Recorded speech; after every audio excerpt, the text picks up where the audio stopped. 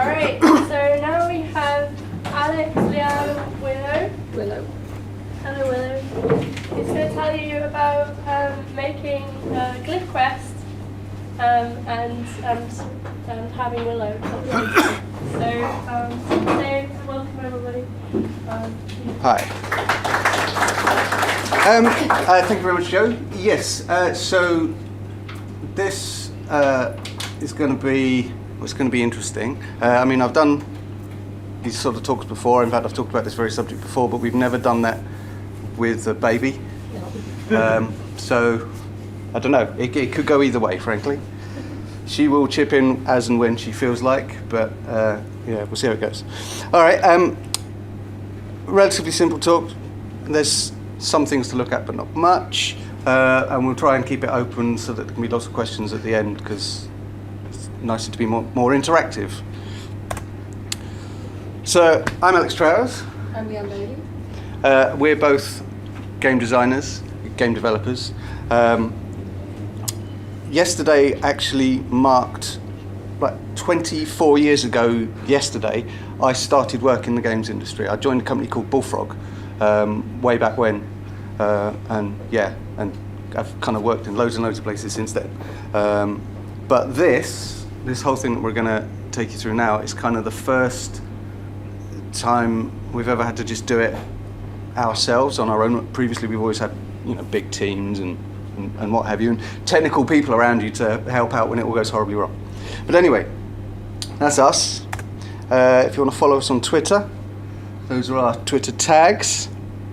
And that is the website for our game. Actually, that's the website for our first game, but it was also going to double as the website for our second game, which we'll talk about a little more at the end of the thing. Now, the talk was originally going to be entitled Making a Game While Making a Baby, but in honesty, there's only really two positions where you can both still reach a laptop. So this one is called Two Devs and a Baby, and we start pregnancy. Do you want to feel this? This is kind of your area of expertise here. Yeah, out of the two of us, I've got the most experience with the pregnancy. So we got into this situation because I got pregnant. And I was between jobs, unfortunately, and that basically just meant impossible to find another job at that time. So we started with an idea where we'd poodle around with a bit of Unity, teach me how to use Unity and make a little game whilst Alex was at work in the day and I was at home just being, pregnant. So it's a grand plan. It's a fantastic plan. So that was the idea behind it. I'd be off at work. Leanne would be cooking a baby, and instead of twiddling her thumbs, doing something productive, learning to use Unity. This entire thing, by the way, is written in Unity. It's simple, and we don't have Keynote or anything like that. And you can do more stuff with it. So we had this little side project, which was just going to be this tiny little match 3 game, something nice and simple. And then I was working for a company called Boss Alien at the time. Anyone heard of Boss Alien? Just down the road. And then I got fired. So rather than go and find a new job, we decided, how hard can it be? Let's just make a game and put it out there ourselves. I was 5 months pregnant at this point. Yeah. So that gave us 4 months to design, build, and ship a game, because quite frankly, that's our Hail Mary pass there. What we should have done is go and find somewhere else to work, because you know what? It's not just about me anymore. There are responsibilities, and you cannot shirk these responsibilities. But we decided to go for it anyway. So obviously this presented us with a few problems. The first problem was one of office space. This is where we were living. I don't know about anybody else, but that kind of looks like a weird, I see like a low resolution 8-bit dog there. That was our flat. It was tiny, which was in fact the least of the problems at all. The roof was falling in. Yep. We spent Christmas up in the attic just strategically positioning water bottles to stop them coming through into the kitchen. We got an eviction notice. Our landlord sold the flat, so we had to move out because they were knocking it down into a different building. Yeah. The boiler didn't work. No. The whole of Christmas was spent without any hot water. So, yeah, there were some issues there. The only good thing was my desk was kind of in the kitchen. Your desk was the fridge. I could turn around and reach the fridge, which was brilliant. As being heavily pregnant, having a fridge right there is kind of ideal. We would do that again, wouldn't we? We should get a do fridge that, for yes. the living room now. Yeah. I put a house of cards there. So one of the other problems is neither of us are coders. Neither of us are coders at all. I can code. I have been known to code. You would not want to use my code specifically for architecture.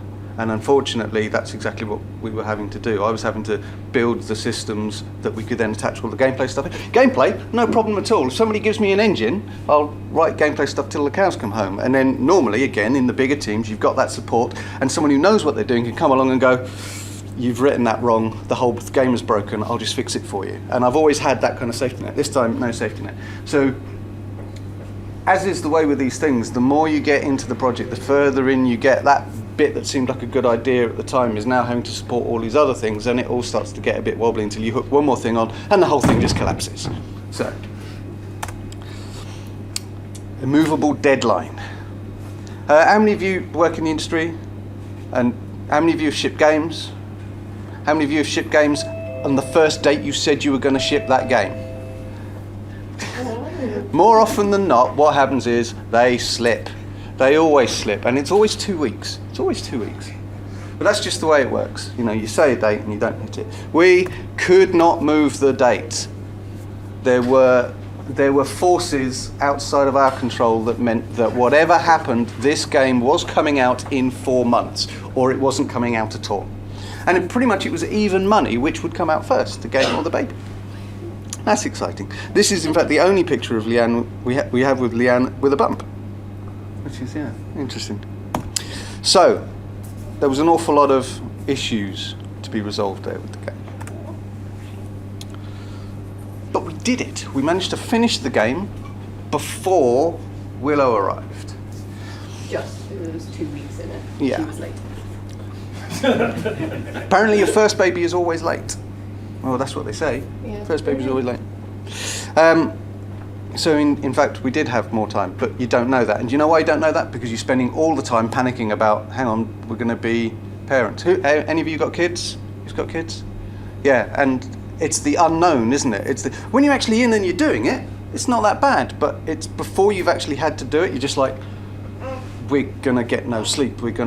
Nothing is going to be ours anymore. We're going to spend the whole time just, what's going to go on? How do you change a nappy? I like that you can say that, like when you're in and you're doing it, it's not that bad. You didn't have the baby. I didn't have the baby, that's true. Oh yeah, and as for actually having a baby, apparently it's quite easy. Right, so submission. So what I was just saying about unknowns, this as well, submission. We've never done it before. We've never been through the whole app submission process. We'd never done it ourselves. We'd been parts of teams that had done it, but again, there was always somebody else there who would just do the mystical arcane stuff on the keyboard, and bam, we've released the game. Oh, cool. So this was very much a learning process. But here's our game, Glyph Quest. The easiest way of describing it is it's kind of a match 3, but it isn't. It's much, much more than that. Has anyone ever played Dungeon Raid or 10 Million? It's that kind of game. So don't think Dungeon Raid for the interface. You swipe the various icons to link them up into things, and that casts a spell. Then think Dungeon Raid. Think 10 Million for your little dude on the left there attacking the little guy on the right until eventually he dies and is replaced by another guy. And you cast more spells at them. There's a whole very deep set of gameplay about the types of glyphs you're using. So they're all elemental things. So you're casting water spells or fire spells or light spells or air spells. You're building up chains in those spells, so the more you cast water spells back to back, you start building up this damage multiplier, and then if you finish it off with a fire spell, which is opposite, you do huge damage, and so on and so on. So there's a lot of sort of deep gameplay in Willow this. just said that if you haven't played it, it's still available on the iTunes store, so you could always Free to download. Actually, yeah, right, let's just touch on that. So there's a lot of talk about monetization. Well, I think that the thing is, like, when you are going to make your first game independently, that kind of needs to be successful because it's going to be your career, it's going to feed your baby. Maybe don't make a match 3 game for iOS. Yeah, it's or maybe don't make something that is perceived as, oh, it's just a match 3 game for iOS. And the Flappy Bird boat has sailed, or flapped, or done whatever. But it started a very long conversation about how are we actually going to monetize on this? How are we actually going to turn a revenue on it? So what we decided to do, I mean, like all the conventional wisdom, and again, coming from some place like Boss Alien, who is so heavily invested in free-to-play is the way, is very, very hard to see beyond free-to-play in the current market, even though it's something we both just do not like. Premium, as far as we were concerned, was dead. And there was no other way except... It wasn't dead so much, it's just when you've got a game that looks on the surface like a match 3 and you are trying to charge money up front for it, when there's no, like, it's not Angry Birds the match 3, people would pay for Angry Birds the match 3 because they played Angry Birds, they know the license. It was a brand new game, no one knew anything about it, and we were expecting people to, you know, give us cash for it, whereas they could just download Candy Crush for free or Puzzle and Dragons for free. Yeah. So, and those are two heavy hitters that you don't really want to kind of go up against. So what we actually decided on doing was we went a third way, which was essentially the old shareware model. That is, download the game for free, play an amount of the game, and at some point we're going to say, well, you know, you've had enough chance to make an informed decision, do you like the game or not? If you do like the game and you want the rest of it, give us some money. And we ask you one time, give us the money, that's the money you pay, you get the whole rest of the game, we never bug you for money again. To me, this seems like the fairest way of trying to sell for games, because we're not asking you to make a big uninformed decision up front. Oh, like Premium, I want to play this game, but I don't know if it's going to be worth that much money. And we're not trying to nickel and dime you with the now spend a little bit more, now spend a little bit more, and we're never going to tell you how much you can actually spend, because in fact you can spend infinity on it. So we went for this third option, shareware. Seems fair. Biggest problem with that is no one knows about it and there are no semantics to describe it. Yeah, because we appear in the free part of the store and everyone thinks, oh, freemium, and then they hit this thing that says, no, we need money off you now, and they go, oh, I thought this was free. And it's not in the premium part of the store, so the people who were like, I don't like free-to-play games, weren't picking us up because they thought, oh, you're free and I can see there's an in-app purchase. I'm not interested in you. we're going to take a walk. You're going to take a walk. It was always going to happen. So anyway, so that's where we went with that, and that's the first game.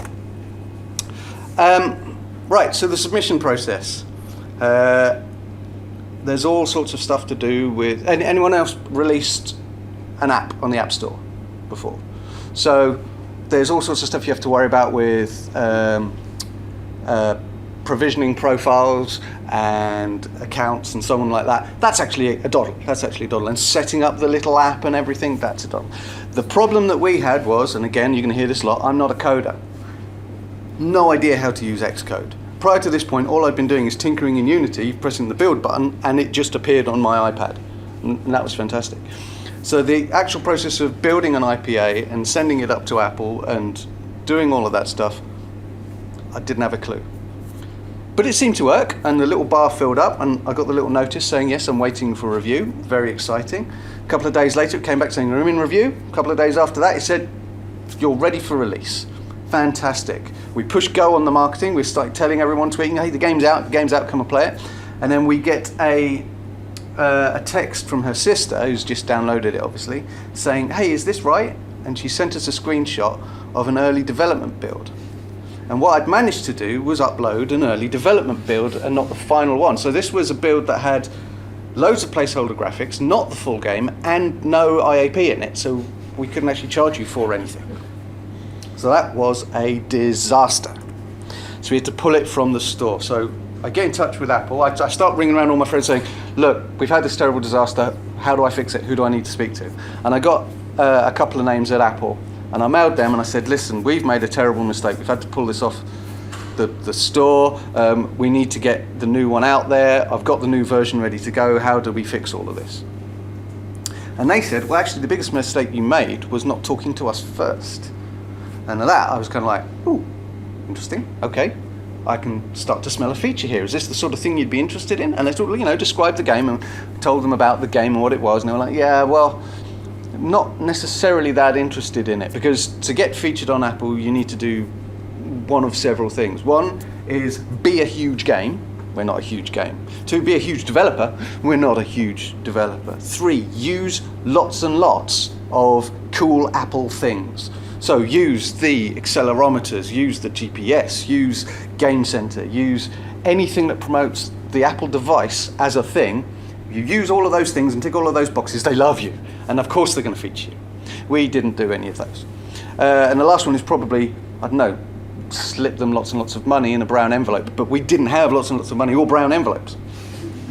But they said, oh, it doesn't sound like the sort of thing we would do, but you know what, we'll pass it on to the content team anyway and see what they think. So the second launch happened. And we weren't expecting anything of it. But lo and behold, we got featured. Because it turns out the content team went, oh, you know what, this is actually a really good game. I like it. So we got ourselves a little feature. Not a big bannery thing, but we were featured under Best New Games, and we stayed there for a good few weeks. And that, in a nutshell, that was the deal maker right there. That was the thing that enabled this to be what we would call a success. Very important to get featured. So the reception outside of Apple.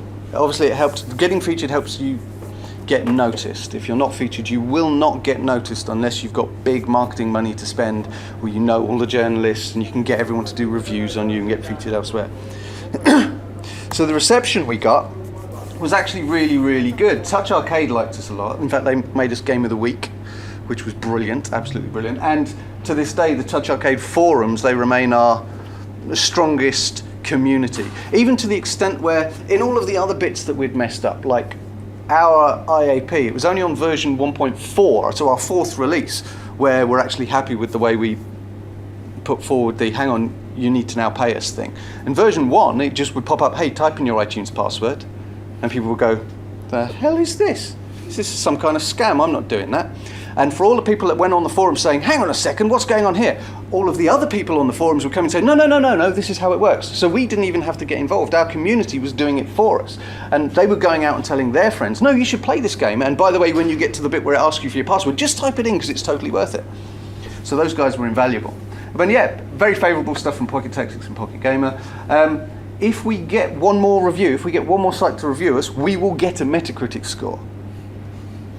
And unless that review gives us like a 0, it will be a higher Metacritic score than CSR Racing. I am very pleased with that.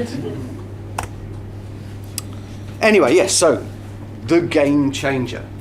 Willow arrives. It is like a switch. I've said this before. It is like becoming a parent is like it's a digital switch that goes off. From the very instant you see your kid, suddenly goes, oh yeah, okay. I know what it is that I'm supposed to do now. I know exactly what it is I'm supposed to do. I'm supposed to provide for that child. I'm supposed to love it. I'm supposed to give it everything it needs and everything it wants. I'm going to spoil that thing rotten. Sorted. How? Not a clue. No idea how I'm going to accomplish this, but I know what it is that I need to do, so that's something. But yes, so Willow arrived and that kind of changed everything. We thought it was hard making a game while you were pregnant, and it was, but it is nothing compared to making a game when you suddenly have this other living thing that demands absolutely all of your attention. So, here she was when she was born. Oh. So that's day one. So that thing next to her, that's called Scale Bunny. And every month we take a photo of her with Scale Bunny so you can see how much she's grown, which is really cool, and the grandparents love it. And it means that, because if you're so close to it, you don't really see how she's changing day on day. But if you have that little snapshot, it's brilliant.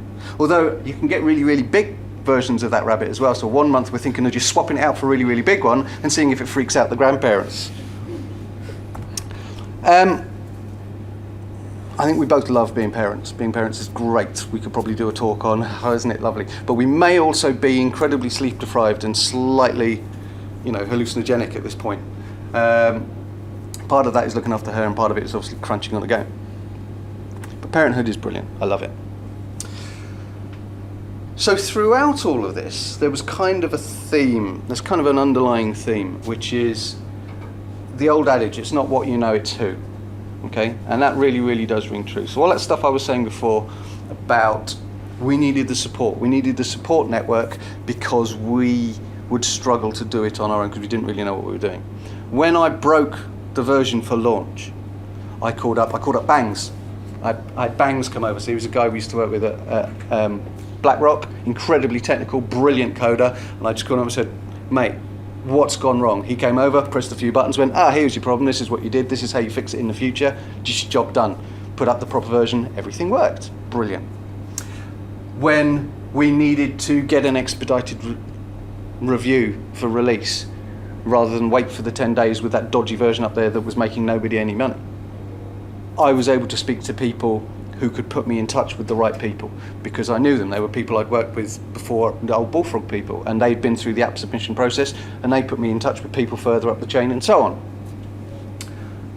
Thinking about it, this is probably not the stuff to be going into with the whole Gamergate thing kicking off, but it is vitally important to have relationships with these people. Don't sleep with them, but have relationships with these people because you never know when it's going to come in handy. So Chorus is the name of a company owned by another friend of mine who I used to work with at Bullfrog. And he was like, hey, look, I'm playing your game and I really, really like it. I want to set up a business to take games from the West and distribute them in Asia. And I like your game and I think it could do well out there, so why don't we talk about doing an Asian conversion? So we did.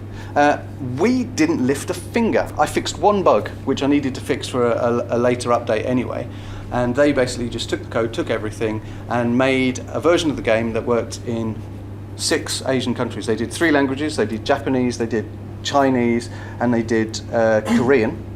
And it's not just about translation. There's 2 ways of doing this. There's translation, which is these are all our words, make them the proper words in the other language. Yeah.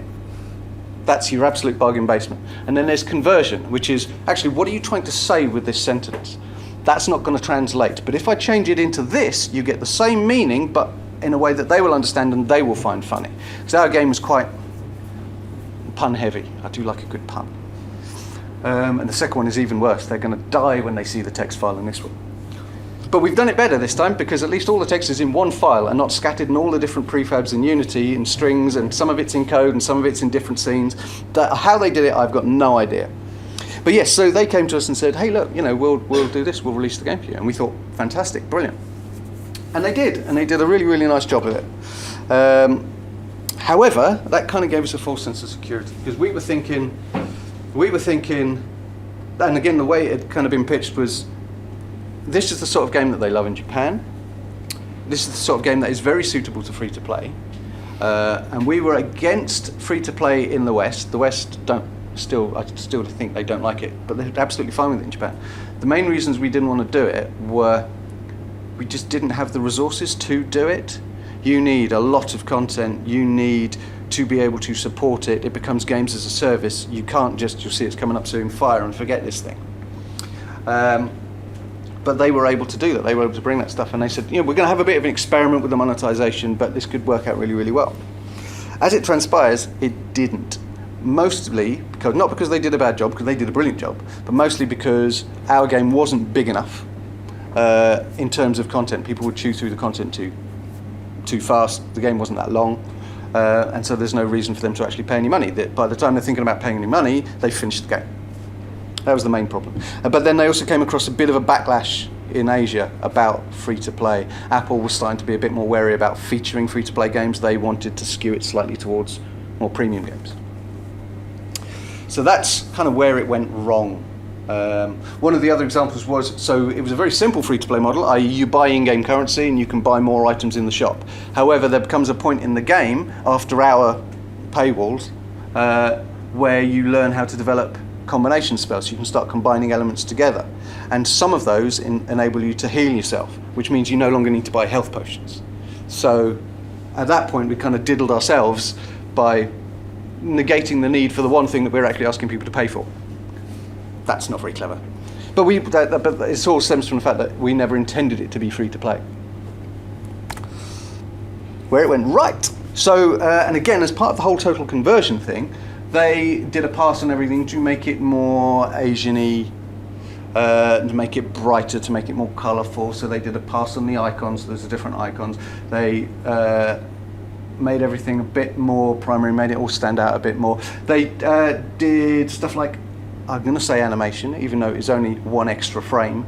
So when the wizard attacks or when the wizard gets hit, they get into a different pose, which we didn't do because we didn't have time for any of that.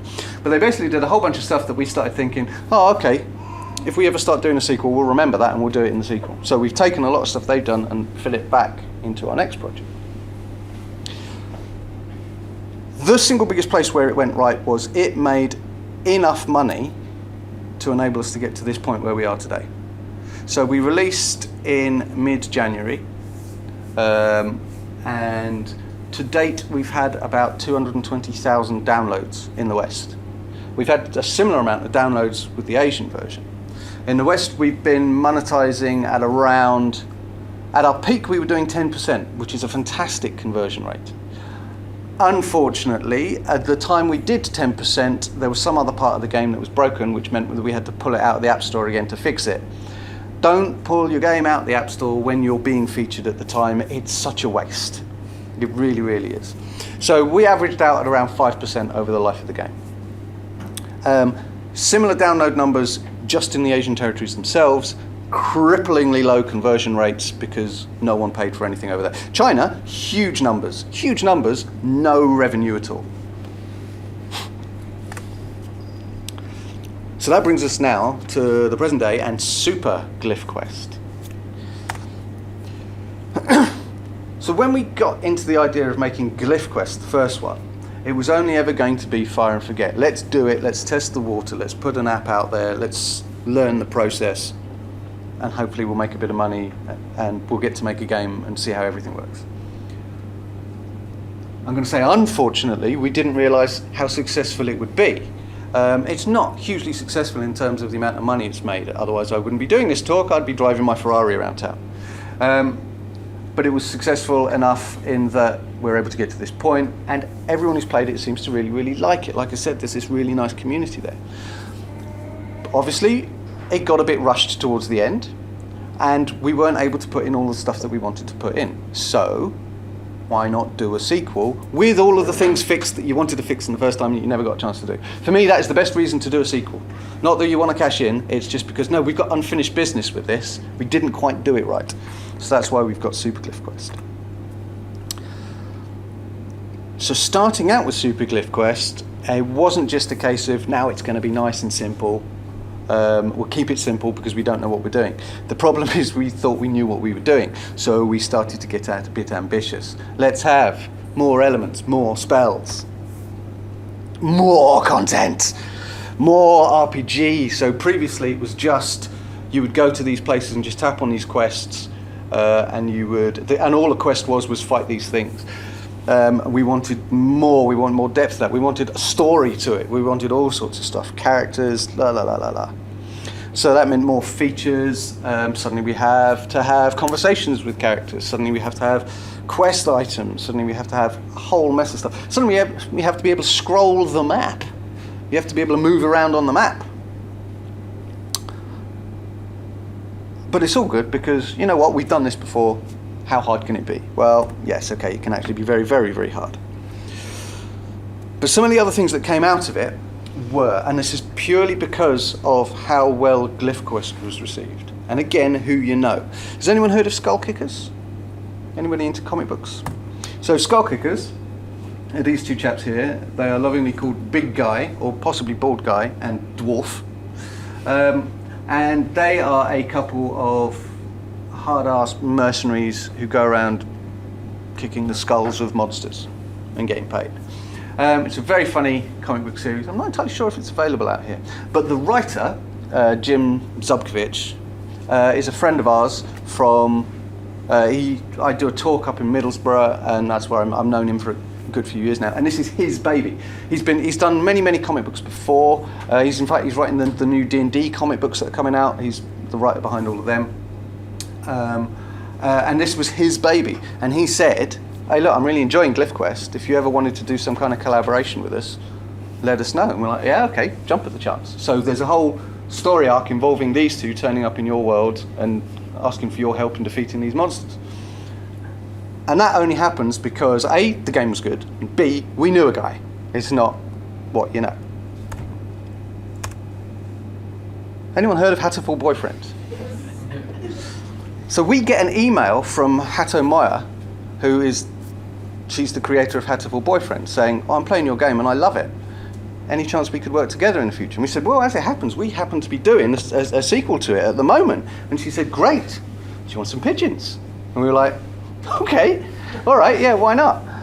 So again, there's a whole quest arc where this guy, is it a heartbleed dove? He comes over to your world because one of the big evil partridge has come into your world and is now recruiting feathered creatures to go back and take over the other one. So there's a whole quest arc involving Hatterful Boyfriend, and suddenly our game fills with talking pigeons.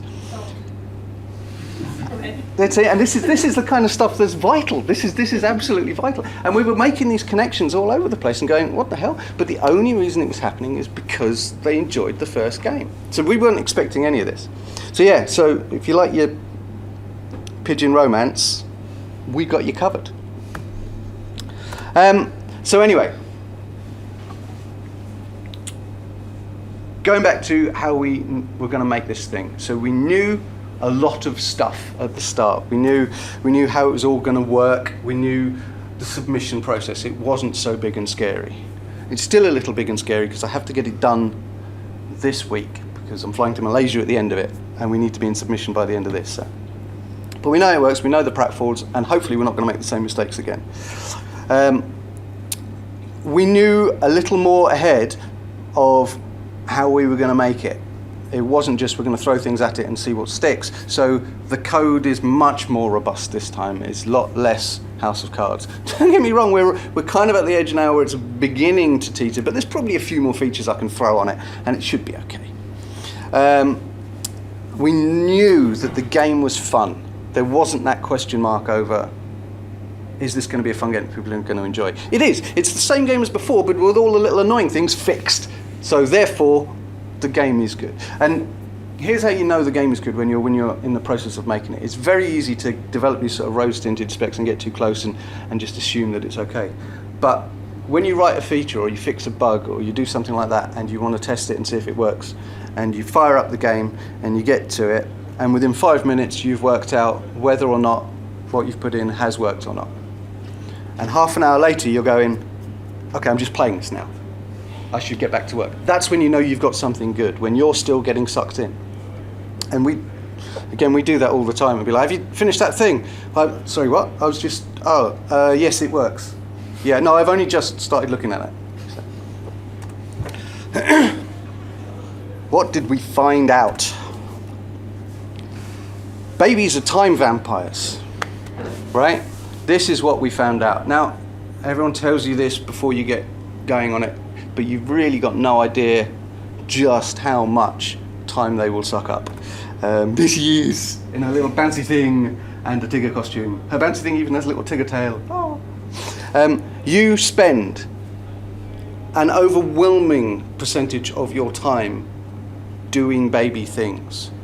Under doing baby things, as well as all of the normal cleaning, feeding, ensuring she doesn't die, you can also count staring at.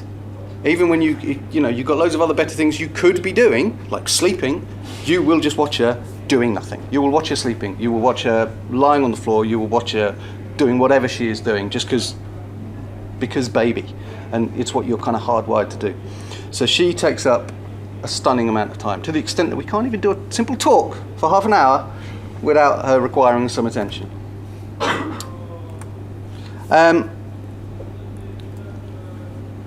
Our work-life balance, there isn't one. Our work is our life is our work. I'm not sure there should be a photo. No. Our living room, on one wall, It's post-it notes. There's no wallpaper, there's no paint, it's post-it notes. A huge, big array of post-it notes showing us all the different quests, all the different monsters, what bits get unlocked, what other bits, and so on, all the way through the game. Our project plan is the wall. Our 2 desks are in our living room with 2 piles of boxes either side where we put the baby. The baby is in her little play cave thing. We're either side, we are working while she is crawling around. There is no work-life balance. So at the moment, where we stand is, like I said, I've got to submit by the end of this week. So we are very, very nearly finished. We are just putting the finishing touches on the game. All those little bits, like the boss fights and the extra characters, and every now and again maybe we'll go, ooh, we could just throw in one of these monsters. But now I've got to start putting in things like game center support, leaderboards, maybe achievements, that sort of stuff. Audio. No one ever does audio until right at the end, and we are no exceptions. I'm not looking forward to that. And then we're going to breeze through submission. What can possibly go wrong? It's going to be fine. It's going to be fine. Although mainly that's for my own benefit. Marketing. Your game will disappear without a trace if you do not market your game. You can market your game by releasing a game previously that was monstrously huge, in which case you don't have to market your game because people are going to buy it anyway. We don't have that luxury. People like our game, but it's still not what you call nice. Has anybody actually got our game? 1. 2. It's my new favourite person. Nice. And is it good? Are you enjoying it? Yeah? Excellent. See, there you go. What's wrong with the rest of you? You not got Wi-Fi? What the hell? But even so our market penetration is tiny. So Leanne's whole remit for while I'm away is going to be the marketing push, and that involves pinging emails to review sites, to editors, to people we know. Hey, can you promote this? We've got another tool at our disposal, which is again based on the who you know thing. All the people that we know, we've kind of put them in the game, so all the characters you meet in the game are people we know. So they've all got little chibi versions of themselves in the game. So at some point when we tell them to, they're all going to swap out their Twitter avatars, their Facebook avatars to be these characters in the game, and hopefully their followers are going to go, oh, what's that about? And then that'll lead them into, oh, this is this game that I happen to appear in.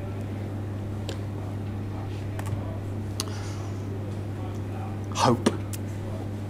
What do we hope that's going to happen? Well, I hope that we go through the submission process with no problems at all.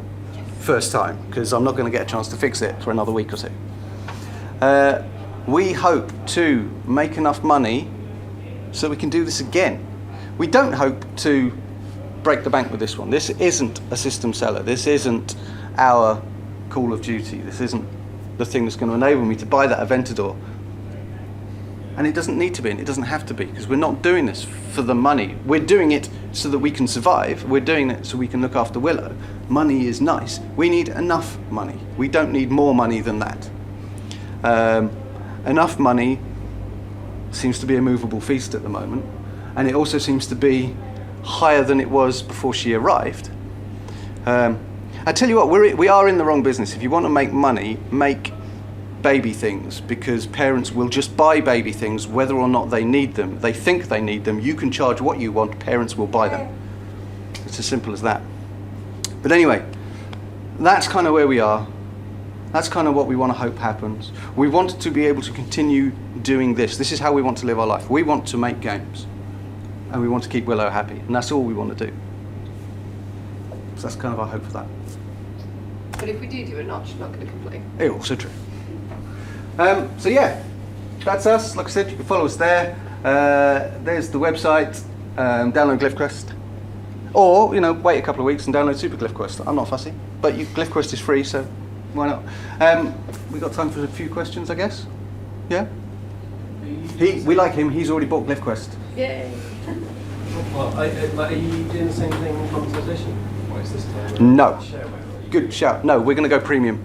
We're going premium for a number of reasons. One, because, like I said, there isn't the language to describe the shareware model. Well, there is, but all of those people are now 30, and the kids who've got the iPhones have never experienced shareware before. We don't want to do IAPs because that's a level of technical stuff that I still don't understand. I got, again, one of our young genius coders to write that bit for me, and he's not around now, so I can't do that. It's simpler.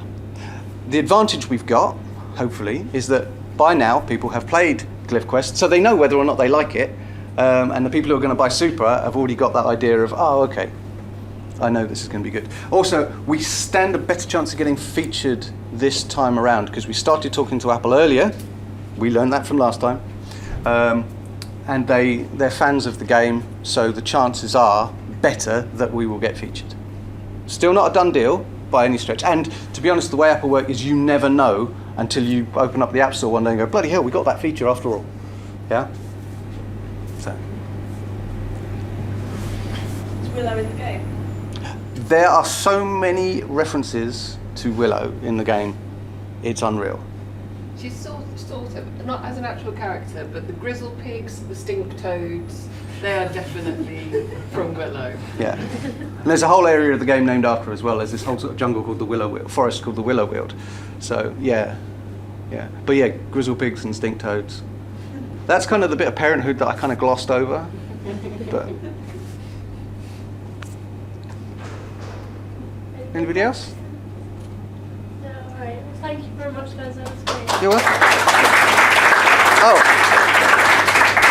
I will say I do have a Super Glyph Quest on me, so if you were interested in having a play, I've got it right here. We'll come and have a play and play some other games.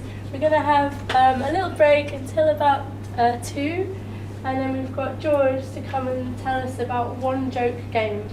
Please stick around for that. Thank you.